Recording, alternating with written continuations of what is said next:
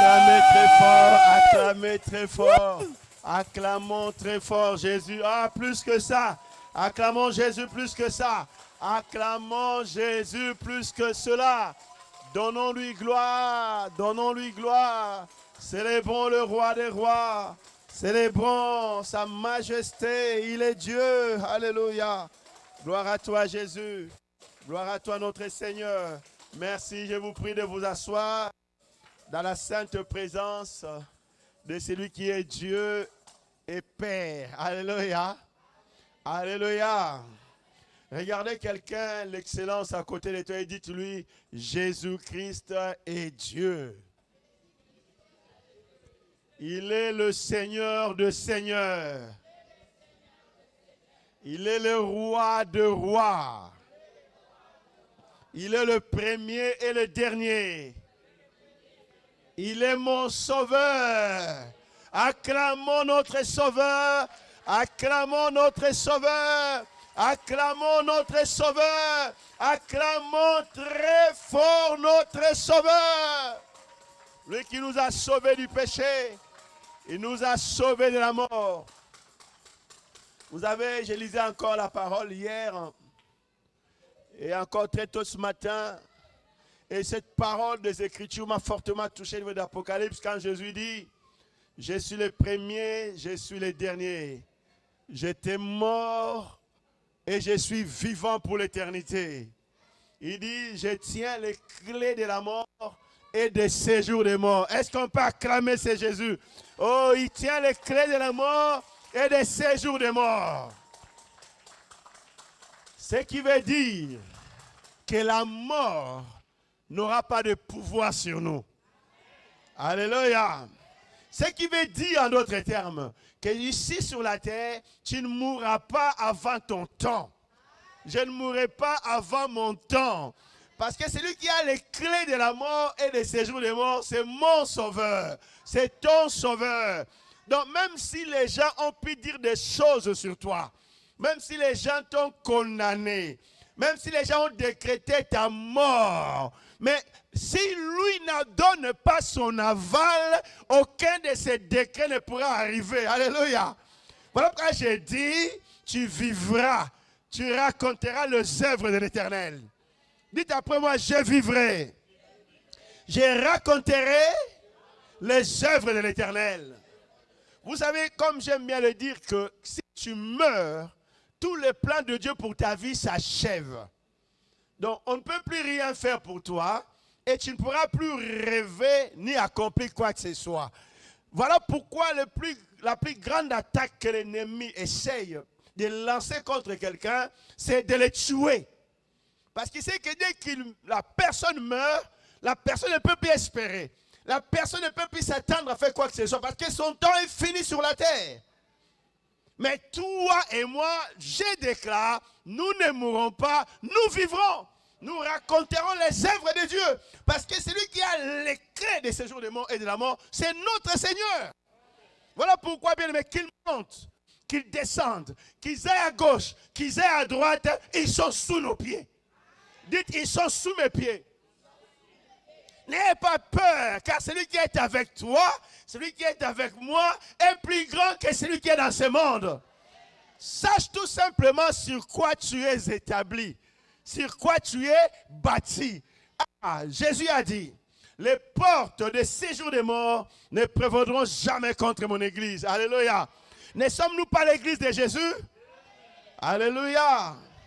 Voilà pourquoi tant que tu es en vie, tant que je suis en vie, même si je ressemble à un chien. Oh, la Bible dit un chien vivant vaut mieux qu'un lion mort. Donc, ce qui veut dire que même un chien a de l'espérance. Tant que tu vis et que tu n'es pas encore mort, peu importe ton âge, tu as encore de l'espérance. Parce que ton Rédempteur, mon Rédempteur, Jésus, s'élèvera. Il s'élèvera les derniers. Alléluia. Donc, ils peuvent s'élever, on s'en fout. Ils peuvent monter, on s'en fout. Mais quand les nôtres se lèvera, tous ceux qui se sont levés avant vont diminuer, vont s'affaisser, vont tomber parce que ça sera ton temps, ça sera mon temps. Est-ce que quelqu'un peut dire Amen?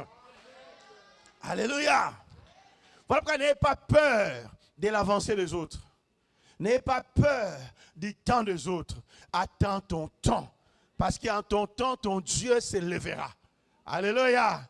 Dites, mon Dieu s'élèvera. Et il s'est levé maintenant. Et j'ai commencé ma marche avec lui. Pour régner sur la terre. Je lève ma main, je déclare que nous allons régner sur la terre par Jésus-Christ. Oui, laisse-moi prophétiser sur ta vie. Laisse-moi prophétiser sur notre église. Nous ne passerons pas inaperçus sur cette terre. Alléluia. Ta vie ne passera pas inaperçue. Ta vie, ma vie, laissera des empreintes dont les gens parleront. Ils diront, il y a eu tel et il s'est passé tel. Et Dieu a fait telle chose avec telle personne. Oh, que celui qui dit Amen, que cela lui soit fait au nom de Jésus. Parce que tu es une étoile. Je suis une étoile. Alléluia. Alléluia. Est-ce que tu es là ce matin? Que mon Dieu te bénisse. Que mon Dieu te bénisse. Et encore que mon Dieu te bénisse. Nous allons prier pour la parole de ce matin. Fermons nos yeux s'il vous plaît. Nous te rendons gloire Père pour ce matin merveilleux que tu nous donnes. Et nous proclamons ta parole qui déclare qu'il est doux et agréable pour deux frères de demeurer ensemble. C'est comme Seigneur l'huile précieuse. Pas n'importe quelle huile, mais l'huile précieuse qui, Seigneur, versée sur la tête d'Aaron, descend sur ses barbes. Oui, Seigneur, Père, c'est comme et qui descend jusqu'au pan de sa robe. C'est comme la rosée de l'Hermon. Et c'est là, Seigneur, que tu envoies ta bénédiction et la vie. Oui, nous croyons, Seigneur, que ce matin, l'huile coule. Et que cette huile, Seigneur, apporte la vie et apporte la bénédiction. Et nous croyons, Seigneur, que ce matin, avec des mots clairs, avec un langage clair, avec des phrases précises, Père, tu atteindras ton objectif dans nos vies. C'est que tu avais arrêté bien avant la fondation du monde. Tu vas l'accomplir ce matin. Nous te disons merci parce que ta parole est esprit et vie. Et que ton onction que nous célébrons ce matin puisse nous toucher, puisse nous libérer, puisse nous bénir, puisse Seigneur nous faire atteindre le but et les desseins de Dieu notre Père. Dans le nom de Jésus-Christ, merci Saint-Esprit. Agis au travers de la parole et de ces instants. Pour la gloire de notre Père et notre Seigneur Jésus-Christ. Nous avons prié au nom de Jésus. Amen. Amen. Dites à quelqu'un à côté de toi, choisis, établi et mandaté.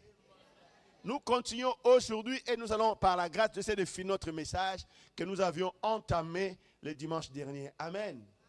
Le dimanche dernier, nous avons parlé de ces deux aspects, choisi et établi. Alléluia. Et ce matin, nous allons essayer de finir l'aspect établi et enfin terminer notre message avec l'aspect mandaté. Parce que nous sommes un peuple. Dites, j'ai fait partie d'un peuple, d'une race de premiers-nés. Alléluia. Donc ceux qui sont amenés à diriger, ceux qui sont amenés à régner, ceux qui sont appelés à exercer l'autorité. N'oubliez pas que des fois quand j'enseigne et je vous ai dit que en matière d'autorité, cela se manifeste de différents aspects. Il y a ceux qui ont autorité par rapport à leurs rangs, parce que leur rang leur donne le fait qu'ils soient premiers, cette option ou cette fonction d'autorité. Alléluia.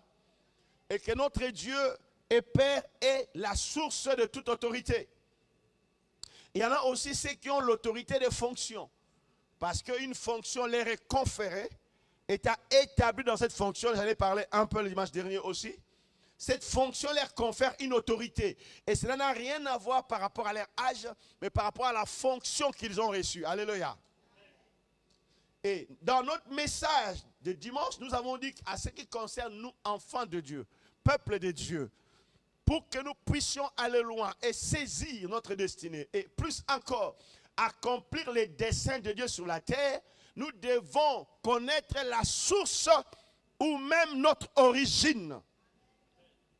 Parce que si on ne saisit pas on ne comprend pas, on ne réalise pas notre origine, il sera difficile pour nous de nous établir dans ce qui est notre et de pouvoir accomplir le dessein de Dieu. Or, la volonté de Dieu est que chacun de ses enfants sur la terre accomplisse ses desseins. Parce que nous avons été créés. Paul le dit, c'est ça le mystère de Dieu. En Jésus-Christ, pour que chacun de nous accomplisse les bonnes œuvres. Donc il y a les bonnes œuvres qui t'attendent, que tu dois accomplir. Et que le monde doit voir pour qu'au travers de toi et de moi, glorifie notre Dieu. Alléluia. Nous avons vu qu'il est écrit, ce qu'il a connu d'avance, il les a prédestinés. Et une fois qu'il les avait prédestinés, il les avait appelés. Et nous avons expliqué que ton choix ne prélève pas du fait que tu sois né. Mais ton choix par Dieu procède ta naissance. Alléluia. Précède ta naissance. Tu as été choisi, j'ai été choisi. Ce qui implique une sélection parmi tant d'autres. Parce que pour qu'on choisisse, il faut qu'on fasse une sélection. Quelqu'un me comprend? D'où de nature, tu dois comprendre que tu es une personne exceptionnelle. Une personne exceptionnelle, une personne distincte. Une personne sur qui le Père, sur qui Jésus-Christ, sur qui le Saint-Esprit a le regard. Une personne qui est hors du commun, qui ne peut pas être comme les autres. Une personne dont la présence est distincte des autres. Et ça, il faut que déjà tu le comprennes. Et une personne dont la mission serait différente des autres. Car nous ne sommes pas tous appelés à accomplir les mêmes choses. Ce qui fait que la même chose, nous pouvons le faire, mais nous le ferons de manière différente et avec un impact différent. Quelqu'un comprend de quoi je parle? Donc, il faudrait que nous sachions que nous avons été choisis. Et si Dieu nous a choisis, c'est que le choix de Dieu étant judicieux, Dieu nous a jugés déjà par ses desseins, par sa préscience. Mais Dieu nous a jugés aptes, capables par sa grâce d'accomplir les choses pour lesquelles il nous a choisis. Est-ce que quelqu'un saisit cela? Donc, il faut déjà que tu réalises que de par ton choix par Dieu, de par mon choix par Dieu, Dieu nous a déjà jugés par sa grâce, non pas par nous-mêmes, par sa grâce capable d'accomplir toutes les choses qu'il nous demandera de faire sur la terre. Et une fois que tu comprends de ton origine qui tu es et qu'est-ce que Dieu a fait pour que tu sois là, bien-aimé, tu n'auras pas peur de toutes les choses que tu rencontres dans la vie. Tu te diras, c'est lui qui m'a choisi, c'est lui qui m'a appelé, me rendra capable d'achever le travail qu'il me demande de faire. Te rendra capable d'endurer, de supporter. Comme disait Job, il disait, ou David dans le psaume, il dit, même mes pleurs étaient écrits dans ton livre. Alléluia. Sois bien-aimé déjà confiant du fait que tu sois une sélection, que tu sois un choix. La force, c'est d'abord de commencer par soi-même à se trouver différent des autres. Si tu ne te sens pas, tu ne te crois pas être différent, tu ne te crois pas être choisi, bien-aimé, tu ne manifesteras rien du choix de Dieu sur ta vie. Tout commence par ta pensée. De comprendre que ton existence n'a pas seulement commencé le jour où tu es né, mais ton existence a commencé avant que tu ne sois né. Sur terre, ton existence a bien commencé le jour où tu es né. Mais dans la pensée de Dieu, ton existence avait déjà commencé. Souvenez-vous que Jésus-Christ, l'agneau de Dieu, a été prédestiné, préparé déjà avant que le monde ne soit fait. Ce qui veut dire quoi?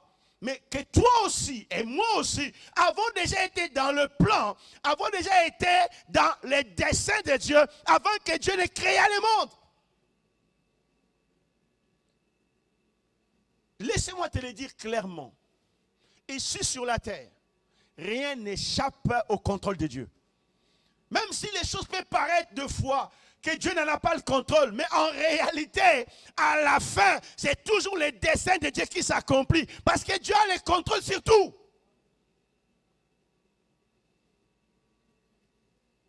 Croyez à votre choix.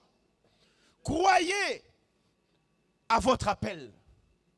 Croyez à votre élection. Et une fois qu'on a compris qu'on a été choisi par Dieu dans sa préscience, parce que Dieu ne choisit jamais des choses ou des personnes qui échouent. Puisque Dieu ne peut jamais échouer. Donc il ne choisira jamais une chose ou une personne qui va échouer. Parce que quand Dieu t'a choisi, il sait que tu vas réussir. Il sait que tu atteindras le but. Parce qu'il avait dit, il fait tout pour un but. Alléluia. J'ai dit à quelqu'un, il y a un but dans ta vie et ce but, tu vas l'atteindre. Même si pour l'instant, les chemins par lesquels tu passes semblent compliqués, mais laissez-moi te dire, dans les desseins de Dieu, il faut que tu passes par tous ces péripéties pour te positionner jusqu'à l'endroit où tu atteindras le but. Rien n'échappe au contrôle de Dieu. Toutes choses concourent au bien de ceux qui aiment Dieu. Est-ce que tu aimes Dieu? Oui. Tu as été appelé par Dieu? Oui. Je l'ai été? Oui. Avons-nous été choisis? Oui. Alors, toutes les choses concourent pour notre bien. Les bonnes tout comme les mauvaises. Ayons les regards fixés sur celui qui nous a sauvés, Jésus-Christ.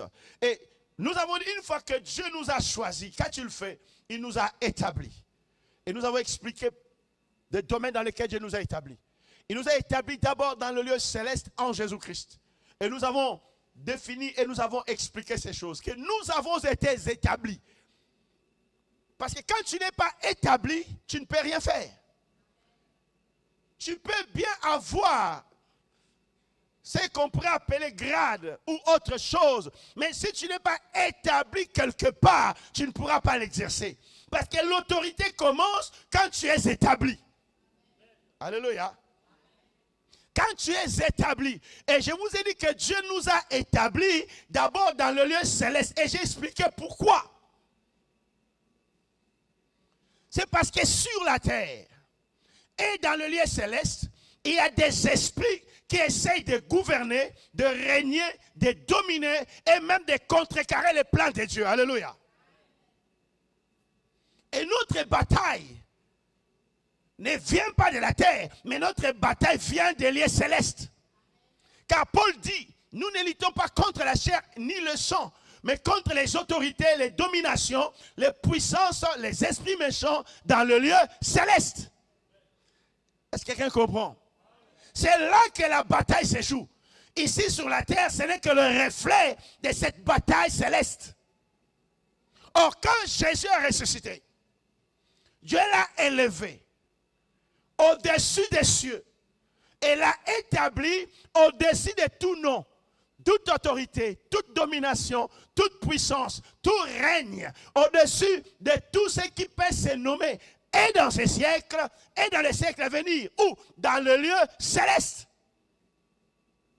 Et nous, du coup, quand Dieu nous choisit, quand Dieu nous sauve, quand Dieu nous donne la vie par Jésus, pour que nous puissions exercer l'autorité, pour que nous puissions accomplir ses desseins sur la terre, qu'est-ce qu'il a fait? Il nous a d'abord pris en Jésus et il nous a établis dans le lieu céleste.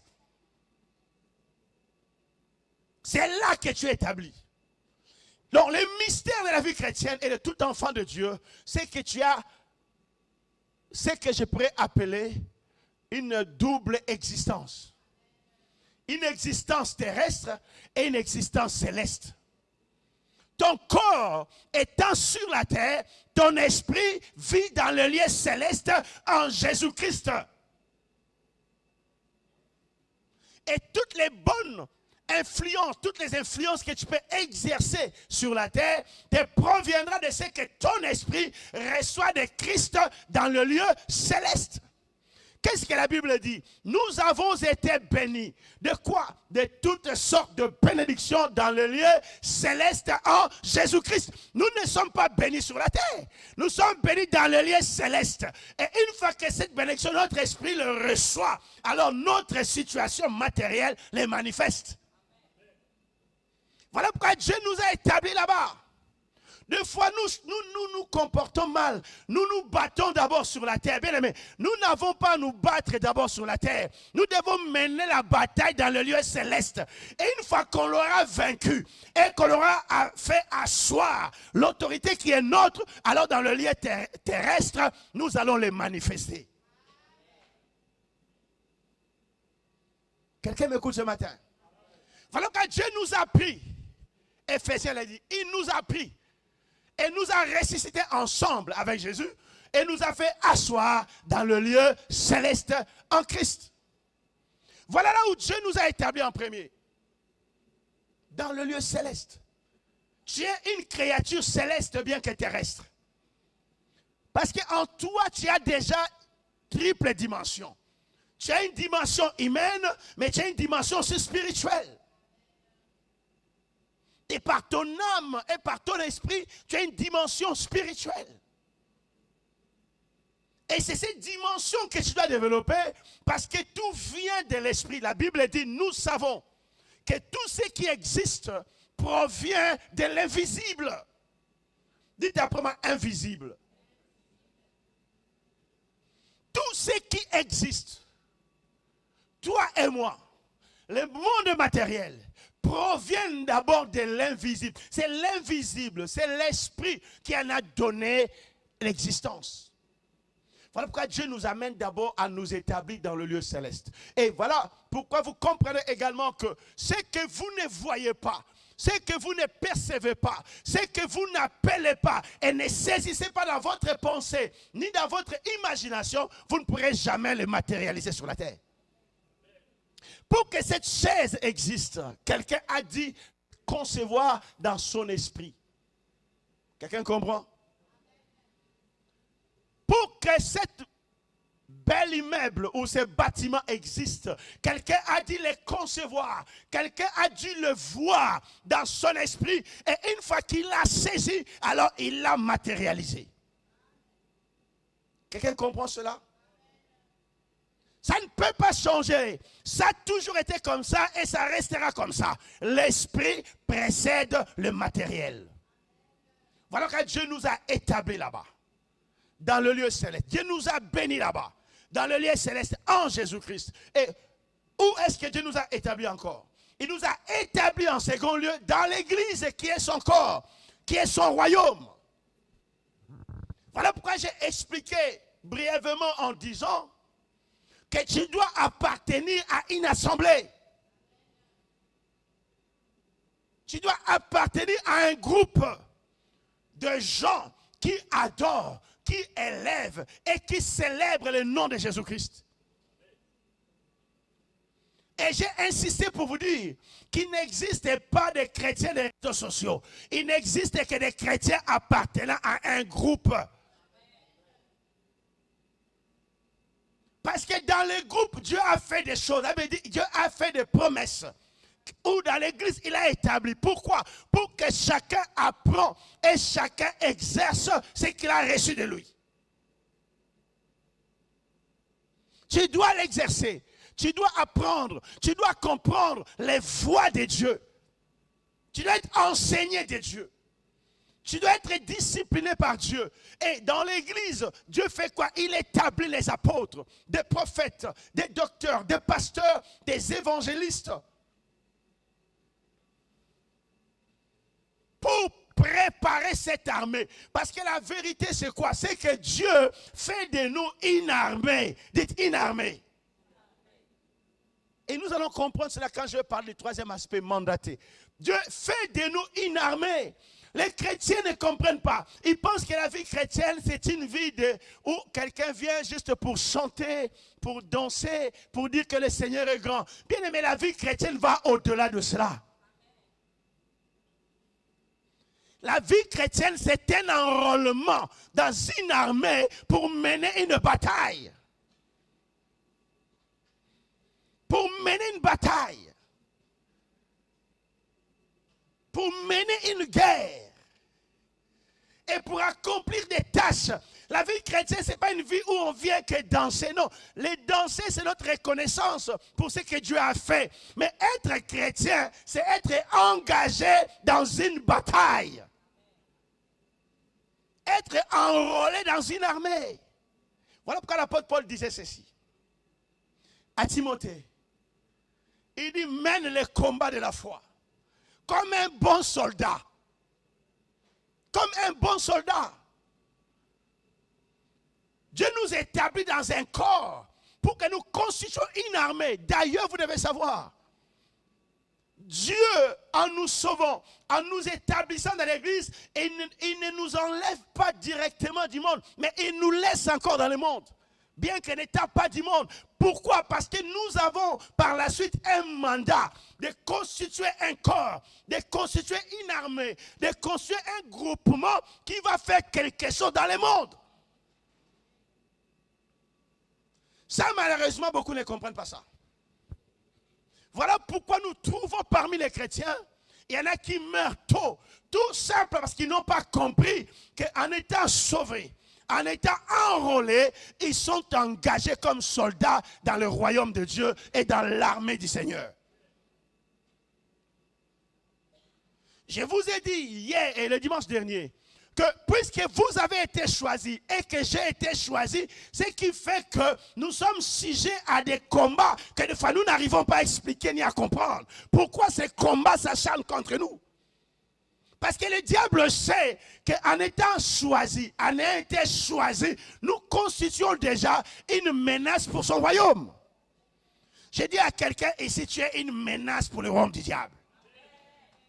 Une vraie menace.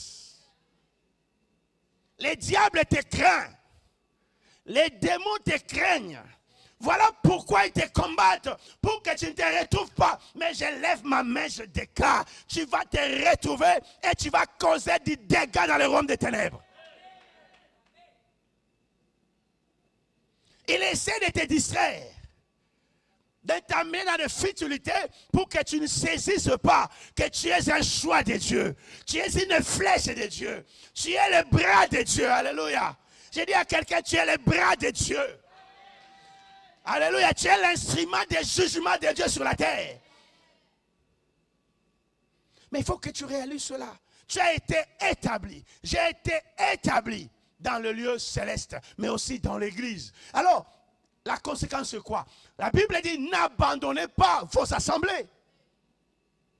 Celui qui est établi comprendra que nous sommes dans une bataille, dans une guerre. Et dans la guerre, il peut y avoir de blessés. Il peut y avoir des gens qui tombent. Mais nous n'allons pas les écraser. Nous allons les ramasser. Nous allons les soigner et les renvoyer en bataille. Parce que celui qui est blessé devient encore plus dangereux quand il sort de sa blessure. Parce qu'il connaît les dangers qu'il y a dans le combat. Alléluia. Et une telle personne dira, oui, quoi qu'il arrive, dans la bataille, on n'abandonne pas les siens. J'irai jusqu'au bout. Regarde quelqu'un, dites-lui, tu es un soldat. Une soldate de Jésus-Christ. Établi et engagé. Pour menacer le monde des ténèbres. Alléluia. Tu es le bras de Dieu. Vous savez, les gens de fois disent, oh Seigneur, où est ton bras? Mais tu es le bras de Dieu. Pour exercer ses jugements sur la terre. Pour manifester sa puissance sur la terre. Pour manifester sa gloire sur la terre. Mais comment est-ce que tu peux le faire? C'est par ta bouche, c'est par ta parole et c'est par ta présence. Les psalmistes ont prié en disant, oh Seigneur, que l'on sache par ma présence que c'est toi qui es Dieu. Je lève ma main, je déclare que le monde sache par ta présence. Que le monde sache par notre présence que l'Éternel est Dieu grand, fort et terrible. J'aime dire ceci. Israël avait l'arche au milieu d'eux. Ils marchaient avec l'arche. Les sacrificateurs les portaient sur les épaules. Mais nous n'avons pas seulement l'arche au milieu de nous, mais nous avons l'arche en nous. Alléluia. Et je vais dire à quelqu'un, en portant l'arche du Seigneur en nous, je suis la présence de Dieu. Jésus a dit, là où vous êtes, je suis. C'est quelqu'un te reçoit, me reçoit. Je veux que tu commences à dire, quand je suis quelque part, Jésus est là, Dieu est là. Si je dis quelque chose, c'est Dieu qui le dit. Quand je fais quelque chose, c'est Dieu qui le fait. Voilà les mystères du surnaturel. Le problème, c'est que toi, tu penses souvent, quand tu dis quelque chose, c'est toi qui le dis. Quand tu fais quelque chose, c'est toi qui le fais. Voilà pourquoi Dieu ne suit pas. Si toi, tu commences à croire, ma présence, c'est Dieu qui est là. Mes paroles, c'est Dieu qui parle. Bien aimé, tes paroles vont revêtir sa puissance. Ta présence va porter sa présence. Et où tu te tiendras, l'ennemi ne pourra pas bouger. Voilà pourquoi je déclare que dans ta maison, dans ton entreprise, dans tout milieu où tu es, où je suis, le diable est condamné à partir, à laisser place. Parce que nous transportons l'arche du Dieu très haut. La présence de Jésus-Christ. Souvenez-vous qu'il a dit tel qu'il est, tel que nous sommes. Et Dieu ne peut mentir. S'il dit tel qu'il est, tel que nous sommes, c'est que cela est la vérité. C'est à nous de croire. C'est à nous de le réaliser. Atteins ce niveau de certitude. Ou non, tu n'as pas besoin de sentir, mais tu dois savoir. Voilà pourquoi la Bible dit nous savons. Non pas que nous croyons, nous savons. Savoir, c'est différent de croire. Croire, c'est vouloir saisir une chose dont on espère. Voilà pourquoi il dit la foi est une démonstration des choses qu'on espère. Mais savoir, c'est un acquis. C'est quelque chose dont on est certain. Qu'on l'a et que c'est comme ça. On n'a pas besoin de les croire, on les sait et on les vit. Je sais que 1 plus 1 égale 2. On n'a pas besoin de me prouver et de m'expliquer. Je le sais et c'est comme ça. Quelqu'un comprend? Et tu dois arriver à savoir que toi et Dieu, moi et Dieu, nous sommes un. Car il est écrit, celui qui s'attache au Seigneur est avec le Seigneur un seul esprit. Pas deux, un seul. Voilà le mystère. Tu es un seul esprit. Je suis un seul esprit avec Dieu. Donc ce n'est pas que moi je suis là, Dieu reste là-bas. Non, moi je suis là, Dieu est là. Est-ce que quelqu'un comprend de quoi je parle ce matin? Je veux que ce matin tu comprennes que tu as été établi. Et en tant qu'établi par Dieu, dans les lieux célestes en Jésus-Christ, mais aussi dans l'église, tu jouis d'une autorité sans faille. Dites, je suis une autorité en Jésus-Christ. Vous savez, tant que tu ne croiras pas que tu es une autorité établie, tu ne l'exerceras pas. Quand, allons dans les termes militaires. Quelqu'un qui était caporal, qui obéissait qu'aux ordres. Mais les jours où l'ordonnance sort, on dit que tu deviens colonel, je ne sais pas qui des caporaux, les colonels les plus chefs, les plus gradés, ou tu deviens général. Mettons seulement ça, le plus connu. On te nomme par ordonnance générale. Et on vient, on t'établit dans tes fonctions. Tu verras les petits médiocres caporaux là, qui recevaient des ordres. Les jours où même on l'établit général, son attitude change, sa façon de parler change. Il commence à donner des ordres. Pourquoi? Parce qu'il est dans la peau de l'autorité qui lui est investie. Quelqu'un me comprend? J'ai prié ce matin pour que par la grâce et la miséricorde de notre Dieu, chacun entre dans l'autorité qui est sienne en Jésus-Christ. Parce que Dieu nous a établis. Et il ne nous a pas seulement établis dans l'église, mais il nous a encore, maintenant je continue, établis dans nos familles. Dites établis dans la famille. Alléluia. Alléluia. Et tu comprends ce que je veux dire? En tant qu'enfant de Dieu, en tant que le fils ou fille de Dieu, sauvé par Jésus-Christ, Dieu t'a sauvé et t'a laissé dans une famille. Tu fais partie d'une famille terrestre. Et dans cette famille, Dieu t'a établi là. Ça ne sert à rien de dire que ma famille est mauvaise. Alléluia. Ou que dans ma famille, il y a trop de sorciers. Je vais vous dire, il y a un but. pour lesquels Dieu a voulu que tu naisses dans cette lignée-là, dans cette famille-là, avec tous ces problèmes-là, parce que tu as un mandat dans cette famille. Alléluia. Alléluia. Dieu ne t'a pas sorti de cette famille naturelle. Spirituellement, il t'en sort, il me sort. Mais naturellement, il nous laisse là. Parce que nous portons les sang de cette famille. Mais pourquoi Dieu a voulu que nous les portions? Voilà pourquoi je n'aime pas les gens qui disent toujours. Bon, dire que je n'aime pas, c'est trop. Je m'étonne et je me dis, c'est que ces gens ne comprennent pas, qu'ils disent, oh, moi, ma famille, c'est la plus mauvaise. Moi, ma famille, je déteste. Tu ne peux pas détester ta famille parce que tu portes le sang de cette famille-là. Et tu es là dans un but. Tu es là parce que tu as quelque chose à faire. Dieu n'a pas voulu que tu sois de cette famille en vain.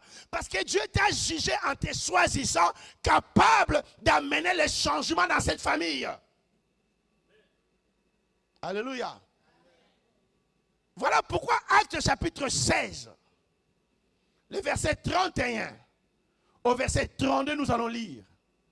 Et tu comprendras pourquoi Dieu, en te choisissant, il t'a établi aussi dans votre famille. Dans ta famille. Et là, maintenant, j'entre dans le troisième aspect de notre enseignement pour finir. Le mandat. Dites après moi, le mandat. Dieu t'a choisi et t'a établi dans ta famille à cause d'un mandat. À cause d'une mission.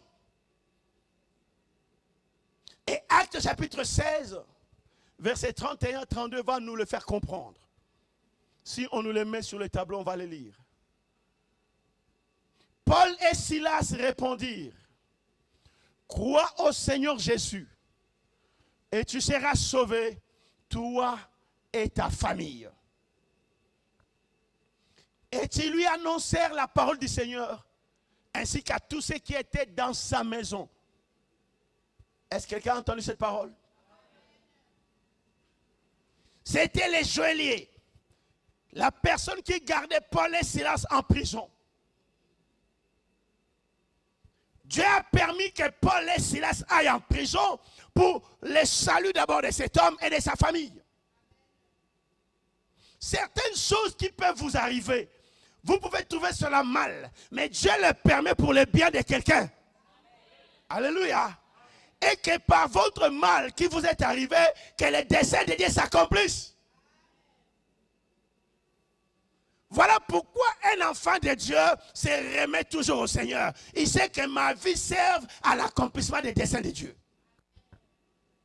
Et dans le mandat que Dieu donne à celui qu'il a choisi, établi dans le lieu céleste, établi dans l'église, mais aussi dans sa famille, le premier mandat que Dieu donne à chacun de ses enfants, c'est le salut de sa famille. Dites le salut de ma famille. Tu es l'agent de Dieu. Tu es le pion de Dieu. Tu es, je dirais même, l'intrus de Dieu dans votre famille pour son salut. Quelqu'un comprend? Puisque le monde est sous la condamnation, est dans le péché, le monde est dans les ténèbres, Dieu t'a choisi dans ta famille. Alléluia. Dieu m'a choisi dans ma famille. Pour qu'il puisse entrer dans ta famille au travers de toi. Pour qu'il puisse changer les choses dans ta famille au travers de toi.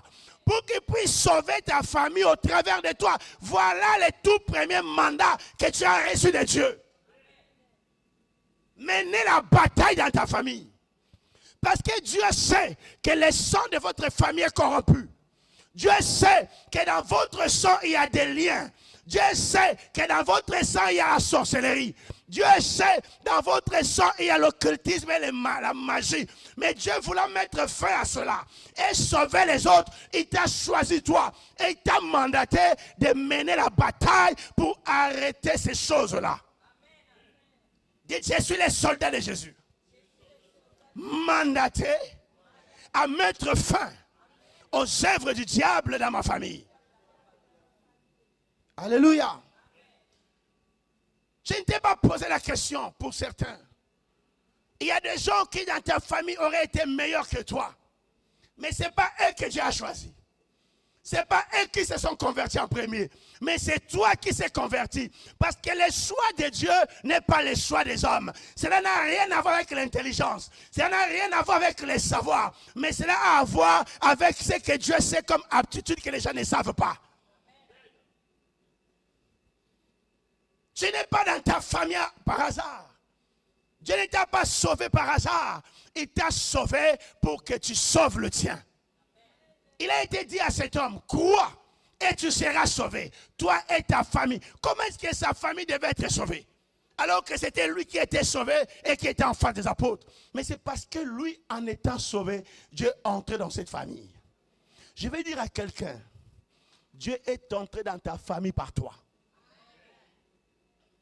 Voilà pourquoi ta famille te combat. Tu ne te poses pas la question, mais pourquoi toi dans votre famille, il n'y a que ton nom, il n'y a que toi qui rêves, il n'y a que toi qui vois des choses, il n'y a que toi qu'on attaque. S'il y a un problème, tu verras même les tantes, les oncles, le reste, parce que toutes les tantes, tous les oncles ne sont pas sorciers. Mais il y en a aussi, parce que toi aussi, un moment donné, tu deviendras tante. Toi aussi, un moment donné, tu deviendras oncle. Alléluia. Quelqu'un comprend ça? Voilà pourquoi toutes les tantes, tous les oncles ne sont pas sorciers. Mais ceux qui les sont, tu verras toujours qu'il y aura ton nom qui va être cité dans des choses même que tu n'as pas faites. Pourquoi? Parce que toi, tu es sauvé dans cette famille-là. Et que ta présence commence à gêner les esprits qui, des générations et des générations, ont pu régner dans cette famille. Tu as le mandat, dis tu as le mandat de déboulonner, de détruire l'influence démoniaque dans ma famille et de sortir ma lignée des mondes des ténèbres. Voilà pourquoi un véritable chrétien qui a compris qu'il est un agent de Dieu, il porte sa famille devant Dieu. Il porte sa famille devant Dieu. Jésus a dit, vous serez mes témoins. Où? À Jérusalem, en Samarie, en Judée et jusqu'aux extrémités de la terre. Ou d'abord à Jérusalem. Jérusalem, c'est le lieu où tu es né. Jérusalem, c'est le lieu de la famille où tu es né. Tu vas commencer ta bataille là-bas. Parce que, bien aimé, si tu ne triomphes pas dans ta maison, tu ne pourras pas triompher ailleurs. Il a été dit ceci à Gédéon. C'est Gédéon, je pense. Détruis, alléluia, l'autel de ta famille, alléluia. Pourquoi Dieu lui a demandé de détruire l'autel? Parce que même sa propre vie était liée à cet autel-là. La vraie bataille commence dans ta famille. Dieu te sort pour que tu mènes la bataille, pour que les tiens soient sauvés et que les règnes du diable s'arrêtent dans ta famille. Qu'il n'y ait plus de morts prématurées, qu'il n'y ait plus de gens qui partent, qu'il n'y ait plus de gens qui échouent, mais qu'il n'y ait plus de gens qui soient malades, mais que toi, tu changes les choses. Dites avec Jésus, je vais changer les choses. Arrête de pleurer des combats que tu vis. Et remarque pour comprendre que c'est toi qui es l'agent de Dieu.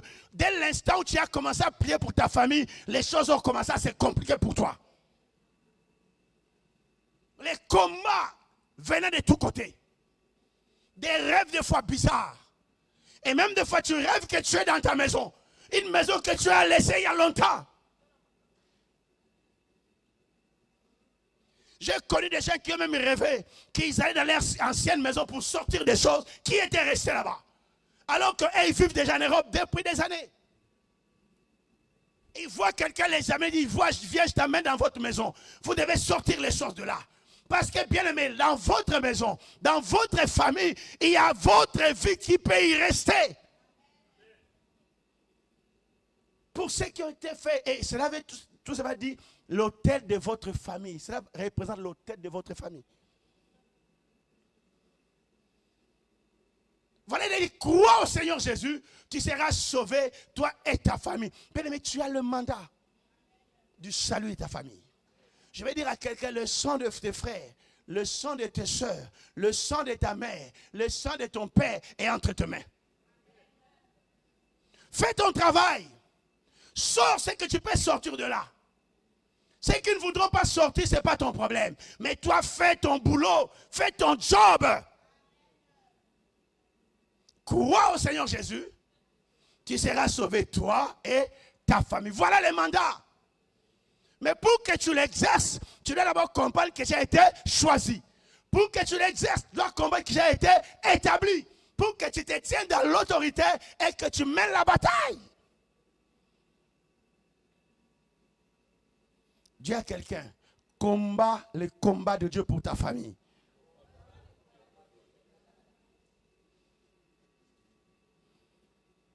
Si toi tu combats, tu mènes les combats de Dieu pour ta famille, ce qui va arriver, c'est qu'à partir de toi, l'histoire de ta famille va changer. Et tu vas faire quoi? Tu vas sauver les générations qui viendront après. Ils connaîtront Dieu. Avant même de te battre pour la réussite professionnelle, bats-toi pour le salut de ta famille.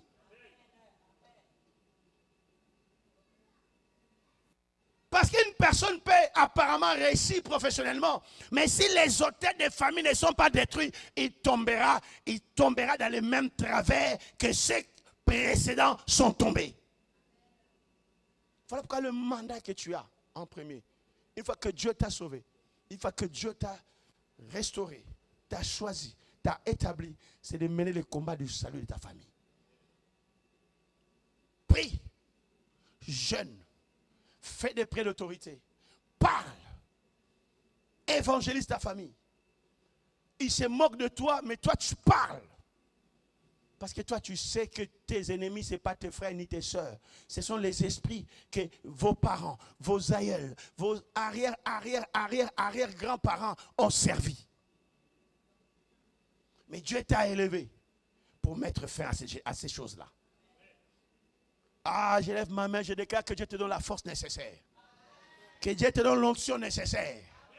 Que Dieu te donne l'appui nécessaire pour vaincre les hommes forts de ta famille. Pour vaincre les dominations de nos familles. Ceux-là qui ont régné des années, des siècles. Par Jésus-Christ, nous les vaincrons au nom de Jésus-Christ. Mais tu dois t'élever. Dis à quelqu'un, lève-toi. Mène le bon combat. Dis-le, lève-toi. Parce que des fois on oublie. Des fois on laisse, on pense que nous c'est bon. Bien aimé, écoutez, tu peux aller, je ne sais où. Mais tant que tu n'as pas réglé cette affaire-là, ça peut te tirer toujours vers là. Il y a des gens qui ne croient pas. Mais lorsque cela leur arrive, ils commencent à dire, ah si j'avais su. Fais les choses afin que le pire n'arrive.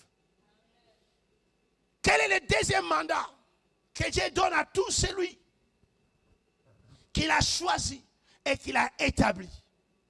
Ce mandat-là n'est pas seulement familial, mais c'est maintenant un mandat territorial. Alléluia. Dites un mandat territorial. Vous savez, comme nous sommes une église dans ce territoire, Dieu nous a donné un mandat. Quand tu es dans un territoire, dans un quartier, dans un secteur, tu as un mandat sur ce territoire. Des fois, les gens se disent, ah ben comment, depuis que je suis arrivé dans ce territoire, ou dans cette maison, dans ce quartier, je ne comprends pas, je ne dors plus tranquillement. Je ne vis pas normalement. La nuit, j'ai des oppressions, alors que je n'ai encore rien fait, ou même les gens ne savent pas que tu es chrétien. Laissez-moi te dire, ce qui s'est produit dans chaque territoire, dans chaque secteur, il y a des esprits qui règnent et qui gouvernent et qui protègent ces territoires. Dès que toi, tu accèdes à ces territoires, ils t'identifient déjà. Ils savent que toi, tu ne le sais pas, mais ils savent qui est entré dans les territoires. Qui est entré dans les territoires, ils le savent. Et ils t'identifient par ta lumière. Parce que la Bible, nous sommes la lumière de la terre. La lumière du monde. Parce que quand nous marchons, nous ne voyons pas. Mais eux, ils voient la lumière de Dieu qui brille en nous. Qu'est-ce que Jésus a dit? Jésus a dit plusieurs choses, je vais te les dire. Jésus a dit ceci. et moi sommes la lumière de la terre. Ça, c'est de 1. De 2, Jésus a dit, toi et moi, nous sommes des portes. Parce que quand nous prêchons, nous disons toujours que Jésus est la porte. C'est vrai. Jésus est la grande porte. Mais nous sommes les portes qui conduisent à Jésus-Christ. Jésus est la porte qui conduit au Père. Il fait de nous des portes sur la terre par où Dieu entre et sort. Par où les gens entrent pour aller rencontrer Jésus-Christ. Et rencontrer le Père. Voilà pourquoi quand tu entres dans un secteur, dans un territoire, l'ennemi sait qu'il y a une porte qui est ouverte dans ce territoire-là. Et tu comprends ce que je viens de dire? L'ennemi voit et dit, ah, dans ce territoire, il y a une porte qui est ouverte là-bas. Par cette porte-là, le monde spirituel peut entrer et visiter les gens. Par cette porte-là, les hommes peuvent entrer et rencontrer les seigneurs de gloire. Voilà pourquoi dès que tu arrives dans un territoire, alors que tu n'as encore rien fait, tu es visité la nuit par des démons. Tu es visité par des sorciers. Parce qu'ils veulent dès le départ t'étouffer. Dis à quelqu'un si tu comprends ça. Parce que là, tu es dans un territoire. Et tu dois mener cette bataille. Et si tu ne fais pas attention, qu'est-ce qui va arriver? Ta lumière va s'éteindre. Et tu vas devenir comme les gens de ce territoire-là. Au lieu d'être la lumière, tu deviens comme eux. Voilà pourquoi dans les mandats que Dieu nous donne, c'est que quand nous sommes dans un territoire, nous devons faire que notre lumière soit sur la table. Et qu'elle éclaire. Et que les gens le voient. Et que les gens soient sauvés. Ce qui veut dire que chacun dans les territoires où il est, il doit manifester le règne. Il va imposer le règne de Jésus-Christ. Voilà pourquoi je lève ma main. Je déclare que les diables le veulent ou pas, que les personnes méchantes de cette terre, de ces territoires le veulent ou pas, que des sorciers de ta famille, de ma famille, ou de ces territoires Chalette ou agglomération Montargoise, ou de la France, ne le veulent ou pas, nous établirons le règne de Jésus-Christ dans ces territoires au nom de Jésus. Alléluia. Est-ce que tu es avec moi ce matin? Lève la main, dites après moi, au nom de Jésus. Je déclare, par l'autorité du nom de Jésus, et de la position en Jésus que Dieu m'a donnée, que les sorciers de ma famille, le veulent ou pas, par le nom de Jésus, j'établirai, je manifesterai le règne de Jésus-Christ dans ma famille, dans mon territoire, au nom de Jésus. Le règne de Dieu, le dessein de Dieu, par le mandat qui m'a été donné, se manifestera au nom de Jésus. Je lève ma main, je déclare au nom de Jésus que mon église, au nom de Jésus, là où nous sommes, dans ces territoires, nous manifesterons, nous imposerons le règne de Jésus, au nom de Jésus-Christ. Le règne du Père. Au nom de Jésus. Dites Amen. Et acclame le Seigneur.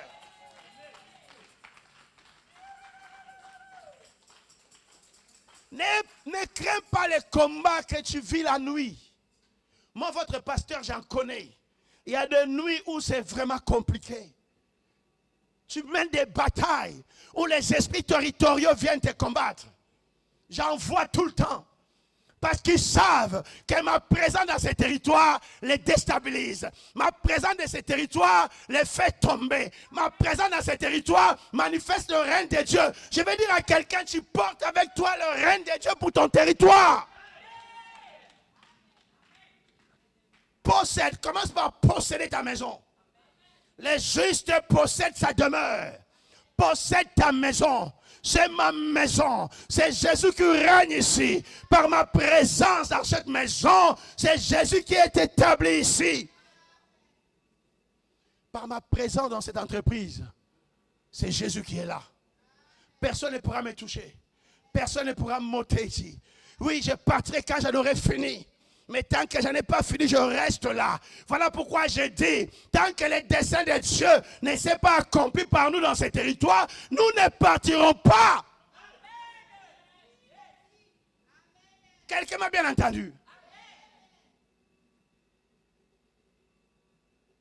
qu'il faut de fois se dire, j'ai le mandat. Le mandat qu'on m'a donné est plus fort que l'opposition. Tu as le mandat dans ton territoire d'établir le règne de Jésus. Voilà pourquoi Jésus disait ceci, lorsque vous prierez, dites Père, que ton règne vienne. Dites Père, que ton règne vienne dans ma famille. Que ton règne vienne dans les territoires où nous sommes. Au nom de Jésus-Christ. Pourquoi? Parce que nous portons le règne de Dieu. Nous portons la présence de Dieu. Voilà pourquoi on est combattu, tu es combattu. Voilà pourquoi tu as des oppositions. Les oppositions que tu rencontreras ne seront pas que spirituelles. Il y en a qui seront humaines. Parce que le diable, ce que vous devez savoir, il suscite des hommes, il suscite des femmes pour s'opposer à vous. Moïse en a connu Jeannès et Jambres. Paul parle de Hyménès. Des gens qui lui ont résisté. Paul dit, oh, ces gens-là m'ont mené une bataille féroce. C'était comme des bêtes féroces. À Éphèse. Tout homme de Dieu aura des hommes, aura des femmes qui se lèveront pour les combattre. Tout enfant de Dieu aura des hommes, aura des femmes que le diable lèvera pour les combattre. Parce que de même que Dieu fait de nous des pions, le diable fait aussi de certains fils et filles des pions pour combattre les causes de Dieu. Dans ta famille, tu rencontreras quelqu'un qui s'opposera toujours à toi. Dans ton entreprise, tu rencontreras quelqu'un qui, lui, ne t'aimera jamais. Il te cherchera toujours problème. Tu comprends ce que je parle? Quoi que tu fasses, lui, il s'opposera. Quoi que tu fasses, lui ne sera pas content. Lui n'appréciera pas. Lui, il aura-tu quelque chose à dire ou même à t'accuser? Parce que de même que toi, tu portes la présence de Dieu, il y a aussi ceux qui portent le mandat du diable. Voilà pourquoi le mandat que Dieu donne est territorial aussi. C'est que là où nous sommes, nous devons tout faire pour que le règne de Jésus s'établisse. Que le règne de Jésus se manifeste et que des âmes soient sauvées. Pourquoi? Dieu avait dit ceci à Jérémie. Lisons cela. Jérémie chapitre 1, verset 5 et verset 10. Verset 5 et verset 10. Je vais bientôt finir mon message. Jérémie 5, 1 à 10. 1 et 10. Jérémie chapitre 1, plutôt verset 5 et 10. Regarde ce que la Bible dit. Est-ce que vous êtes avec moi ce matin? Avant que je t'eusse formé dans le ventre de ta mère, je te connaissais. Et avant que tu fusses sorti de son sein, je t'avais consacré, je t'avais établi prophète des nations. Regarde, je t'établis aujourd'hui sur les nations et sur le royaume, pour que tu arraches et que tu abattes, pour que tu ruines et que tu détruises, pour que tu bâtisses et que tu plantes. Alléluia. As-tu bien lu le texte? Quand est-ce que Jérémie avait été choisi? Quand est-ce qu'il a été établi? Avant sa naissance. Est-ce qu'il le savait? Non. Mais Dieu l'avait déjà choisi. Dieu l'avait déjà établi. Avant qu'il ne naisse. Avant même qu'il ait à faire un choix. Dieu lui avait déjà fait un choix. Et Dieu lui avait déjà donné une mission, un mandat. Sur les nations. Alors qu'il ne connaissait rien. Mais quand son existence sur terre a commencé, c'est dans le verset 10 que Dieu va maintenant répéter des choses qu'il avait déjà arrêtées pour lui, qu'il avait déjà fait pour lui dans le verset 5. Il va dire, aujourd'hui regarde, je t'établis sur les nations et les royaumes pour accomplir un mandat, le mandat de la destruction. Alléluia. Dites le mandat de la destruction. C'est pour que tu détruises, pour que tu arraches, pour que tu renverses, pour que tu déracines, mais aussi un autre mandat, le mandat de la construction, pour que tu bâtisses, pour que tu rétablisses. J'ai dit à quelqu'un, tu rétabliras ce que l'ennemi avait ruiné et détruit. Tu construiras là où l'ennemi avait tout détruit et ravagé. J'ai été établi pour cela. Et qu'est-ce que cela veut dire pour toi et moi? Cela veut dire que, bien-aimé, sur cette terre, nous avons le mandat de détruire les œuvres du diable. J'ai le mandat de détruire les œuvres du diable. Tu vas commencer cela dans ta famille. Et ensuite dans ton territoire. Et enfin dans ta nation. Et quand je parle des nations, il faut voir d'abord ton avenue. Il faut voir ton quartier. Il faut voir ta commune. Il faut voir aussi ta région. Nous sommes ici à Chalette. Il y a des entités. Il y a des esprits méchants. Il y a des dominations et des autorités ici dans la commune de Chalette et dans l'agglomération montargoise. Mais Dieu nous a pris. Dieu t'a pris. Il t'a même fait déplacer d'un territoire pour t'amener dans ce territoire. Tu t'es posé la question, pourquoi Dieu m'a amené ici? Dans un secteur si sombre, par exemple. Dans un secteur compliqué. Où les gens sont compliqués. Mais Dieu t'a amené dans un but. Parce que Dieu t'avait déjà choisi. Dieu m'avait déjà choisi pour amener un changement dans ce territoire. Dites, je suis un agent de changement. Tous ces mondes que nous voyons ici, qui nous haïssent, tous ces mondes que nous voyons ici, qui nous détestent, bien aimés, chacun a ses raisons. Mais toi et moi, nous savons que si nous sommes là, c'est pour détruire les règnes de l'ennemi dans ce territoire. Alléluia. Alléluia. Mais il faut que tu te réveilles. Que tu te dis, j'ai une tâche à accomplir. Et pour l'accomplir, je dois m'engager dans le prière, dans le jeûne, dans la parole de Dieu, dans l'engagement et dans la proclamation de l'évangile. Je ne dois pas dormir. Réveille-toi du sommeil, bien-aimé. Nous avons un mandat de changer l'histoire de ce territoire. C'est connu dans ces territoires, les gens aiment boire. Les gens n'aiment pas servir Dieu. Les gens n'aiment pas aller à l'église. Mais nous allons changer cela au nom de Jésus. Nous allons changer cela au nom de Jésus. Nous savons qu'il y a la sorcellerie dans ce territoire. Nous savons qu'on parle de la franc-maçonnerie. On dit même qu'il y en a des loges ici. Et nous envoyons même des signes un peu partout si tu sais voir. Mais je vais dire à quelqu'un, si Dieu t'a amené, si Dieu m'a amené, c'est que Dieu nous a donné l'onction nécessaire, l'armée d'anges nécessaire pour renverser ces forteresses au nom de... Voilà pourquoi si tu tombes, relève-toi. Quelqu'un m'écoute attentivement. Si tu es blessé, relève-toi, Dieu va penser ta plaie. Laissez les gens derrière qui disent ce qu'ils veulent, mais toi mène la bataille. Tu as un mandat. Alors arrête de pleurer. Un soldat, même quand il n'est pas payé, mais si c'est qu'il est un soldat, et que les armes commencent à crépiter, il prend son arme, il va combattre. Même s'il avait un souci, un différend avec son chef. Mais quand il attend les armes crépiter, les différends, on les met de côté. On va tous combattre. C'est comme ce qui se passe au Congo actuellement. Laissez-moi faire une parenthèse. Et dire aux Congolais, vous êtes idiots si vous critiquez votre président. Vous êtes idiots. Peu importe votre raison.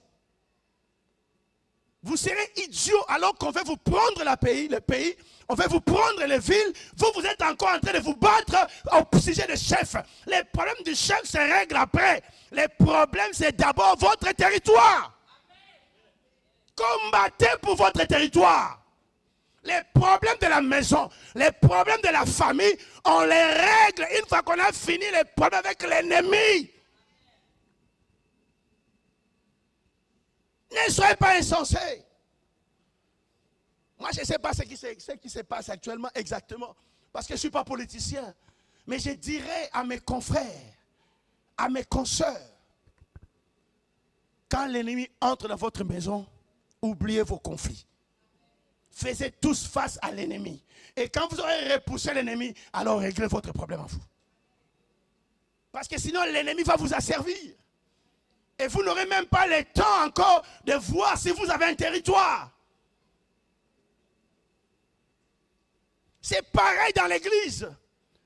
Nous avons un mandat. Les problèmes entre nous, on les règle, mais accomplissons la mission de Dieu.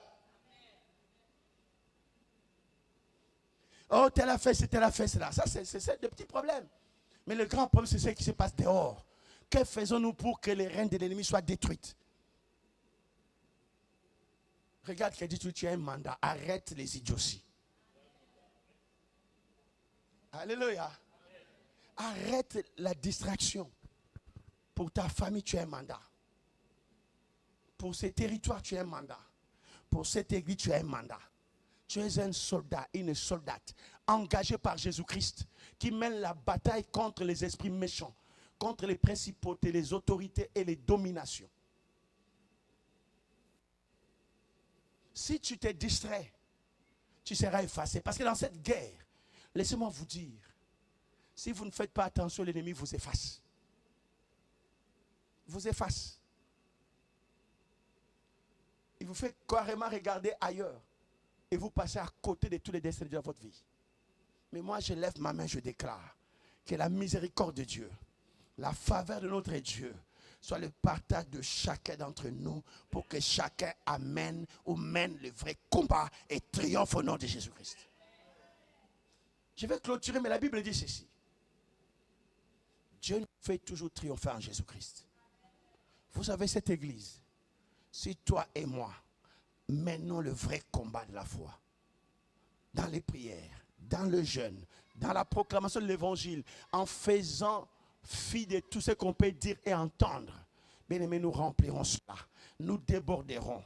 Et ce territoire saura qu'il y a un grand Dieu dans cette assemblée. Le Dieu grand, le Dieu fort, le Dieu terrible. Jésus n'a jamais perdu une bataille. Et Dieu n'envoie jamais ses enfants sans leur donner le moyen nécessaire. Il faut savoir, c'est fortifié de la toute puissance de Dieu. Quand tu sortiras ce matin, l'esprit de la parole de ce matin te donne l'onction nécessaire pour vaincre dans ta famille. Te donne l'onction nécessaire pour vaincre dans ce territoire. Mais change tellement ton mental. Et tu peux le dire à quelqu'un, change ton mental. Deviens solide. Je vais dire à quelqu'un, écoutez, si les gens te rejettent, mais si Dieu t'accepte, c'est le plus important. Parce que si quelqu'un te rejette, mais le plus grand t'accepte, autant rester avec le plus grand qu'avec le plus faible qui t'a rejeté. Parce que les ennemis d'aujourd'hui, certains deviendront des amis de demain. Ceux qui t'ont combattu, ceux qui me combattent aujourd'hui, ceux qui te combattent aujourd'hui, demain, il y en a qui viendront nous demander de l'eau à boire. C'est une expression. Parce que quand nous aurons accompli les desseins pour lesquels Dieu nous amène dans ces territoires, ils comprendraient que toi et moi avons une mission. Voilà pourquoi on connaît, on vit tous ces combats-là. Il n'y a que des gens avisés qui comprennent qu'ils ont le règne. Je conclue mon message par ceci. Dieu t'a choisi. Dieu t'a établi dans une position que toi-même, je te dis, dans tes pensées les plus fous, tu n'aurais pas pensé que tu jouisses de cela. Et troisièmement, Dieu s'attend à ce que tu bouges et que tu manifestes son règne. Mais tu peux le faire qu'en t'associant à lui. En t'associant à lui. Et que si jamais tu tombais, n'abandonne pas, relève-toi. Même si les gens parlent, même si les gens te critiquent, même si les gens te rejettent, si toi tu te relèves, Dieu t'agrée, continue le chemin. Continue le chemin. Parce que Pierre, Dieu l'a relevé et Dieu l'a amené à accomplir le dessein. Aujourd'hui nous parlons de Pierre, mais qui ne sait pas qu'il a régné Jésus? Aujourd'hui je parle de l'onction de Pierre, de l'onction de Paul, qui ne sait pas que Paul s'est querellé avec Barnabas. Quelqu'un m'écoute attentivement ce matin. Dieu aime ceux qui se relèvent et qui continuent la bataille. Parce que Dieu sait que nous sommes en bataille. Nous sommes en guerre. Rien ne te sépare. Et sache que dans ce territoire, dans cette église, nous avons une mission à accomplir. Est-ce que tu veux prier? Est-ce que tu veux prier un peu? Écoute-moi, je ne vais pas t'orienter dans la prière, mais je veux que tu pries librement. Je t'ai dit que tu as un mandat pour ta famille. Tu as un mandat pour les territoires. Et tu as un mandat pour cette région-là où nous sommes dans le cadre de l'Église. Parce que je n'ai pas dit le dernier mandat qui est de faire de tout le monde des disciples. C'est de se reproduire. Nous avons le mandat de se reproduire. Alors par rapport à tout cela, bien-aimé, l'Esprit de Dieu va t'aider à prier. À prier selon un aspect ou deux de ce que tu as entendu aujourd'hui. Est-ce que tu peux t'élever, s'il te plaît? Est-ce que tu peux t'élever? Merci. Lèvons-nous tous. Je veux que tu pries, bien-aimé. Saisis ton autorité. Saisis ton autorité en Jésus-Christ. Jésus-Christ est vivant. Jésus-Christ est vivant. Il t'a donné le pouvoir. Parce que je ne dis pas du mandat que nous avons de guérir. Mais je te dis, nous avons le mandat de détruire les œuvres du diable. Nous avons le mandat de changer les choses. Parce que Jésus est venu pour détruire les œuvres du diable. Je vais entonner ce cantique. Et tu vas l'entonner avec moi. Quand je vais finir, je veux que chacun librement, selon les paroles, selon l'orientation que l'Esprit va lui donner, mets-toi à prier fervent, avec ferveur, fortement avec ferveur. Jésus le roi de rois, oh, alléluia. Jésus le roi de rois, le Seigneur de seigneurs. Oh, Jésus le roi de rois, oh, oh, merci Seigneur, tu es le roi des rois. Jésus le roi des rois, le Seigneur de seigneurs. Oh, Jésus le roi des rois, oh, alléluia. Jésus le roi des rois, les seigneurs de seigneurs. Oh, Jésus l'agneau immolé. Alléluia. Il est l'agneau immolé, Jésus. Jésus le roi des rois, Seigneur des seigneurs. Oh mon Dieu, pourquoi ne pas t'adorer, Jésus? Oh. Alléluia. Jésus le roi des rois, les seigneurs de seigneurs. Oh mon roi, pourquoi ne pas t'élever, Jésus? Alléluia. Jésus le roi des rois, les seigneurs. Seigneur. Oh Jésus, le Tout-Puissant. Alléluia. Il est le Tout-Puissant, Jésus. Jésus le roi des rois. Il est le Tout-Puissant, Jésus. Les seigneurs des seigneurs. Oh mon roi, pourquoi ne pas t'exalter, Jésus? Alléluia. Jésus le roi des rois, les seigneurs. Commence à prier maintenant. Commence à prier chacun librement devant Dieu. Parle à Dieu. Parce que c'est Dieu qui t'a choisi, ce n'est pas moi. C'est Jésus qui t'a choisi, ce n'est pas moi. C'est Dieu qui t'a établi, ce n'est pas moi. C'est Jésus qui t'a établi, ce n'est pas moi. Maintenant avec le Saint-Esprit, parle à Dieu. Celui qui t'a donné les mandats, c'est Dieu. C'est Jésus qui m'a donné les mandats. C'est lui qui t'a donné les mandats. Bien-aimé, exerce l'autorité, exerce la puissance de l'esprit et exerce les mandats. Accomplis les mandats. Parle et prie. Shondore maika barobo se baba shekabayo. Kondori baba roko se barima no roboseya. Yekeberima sobre. Parle à Dieu, parle à Dieu, parle à Dieu, parle à Dieu. Parle à Dieu, parle à Jésus. Tu as le mandat de détruire les autels sataniques, de détruire l'ennemi, de détruire ses œuvres dans ces territoires, dans ta famille.